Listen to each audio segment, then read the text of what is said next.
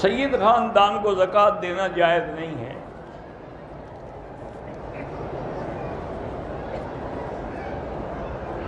بہرحال حضرت حسین کا غم کس کو نہیں ہے؟ ہر مسلمان کو غم ہے۔ آنسو بہانا جائز ہے، ماتم کرنا حرام ہے۔ حضرت علی نے کربلا جانے سے کیوں نہیں روکا؟ حضرت علی تو فوت ہو چکے تھے، کیسے روکتے؟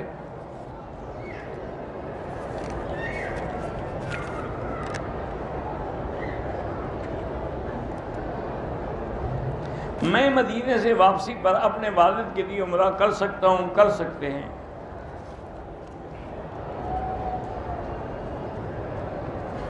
بہرحال کوشش یہ کیا کریں کہ عورتیں نہ تو نماز میں آگے ہوں نہ برابر کھڑی ہوں۔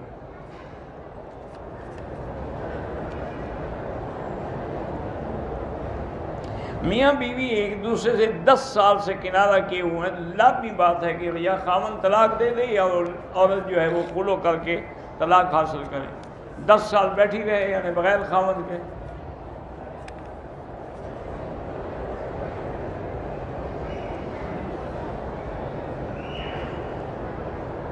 اگر شوہر نے 2 طلاقیں دی ہیں تو اس سے آپ شادی کر سکتے ہیں۔ اگر پہلے کوئی گناہ تھا دونوں توبہ کریں۔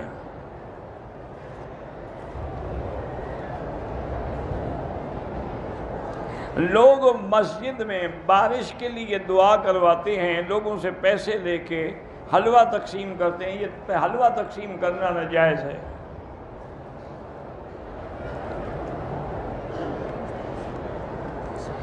امام اگر جرابوں پہ مسح کرتا ہے تو حنفی مسلک میں اس کے پیچھے نماز نہیں ہوتی۔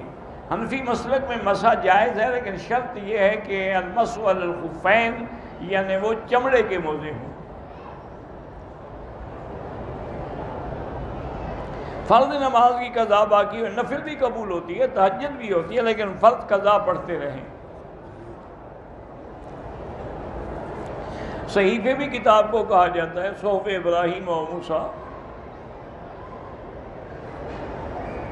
اگر آدمی کو بار بار قطروں کی شکایت ہے تو نیچے کوئی ایسی چیز باندھ سکتا ہے جس سے اس کے کپڑے بھی خراب نہ ہوں اور ہر نماز کے لیے نیا وضو کریں۔ مرغی کے پنجے اگر کھائیں تو جب مرغی حلال ہے تو سب کچھ حلال ہے۔ اوجری بھی حلال ہے، لیکن بعض علماء اس کو مکروہ کہتے ہیں۔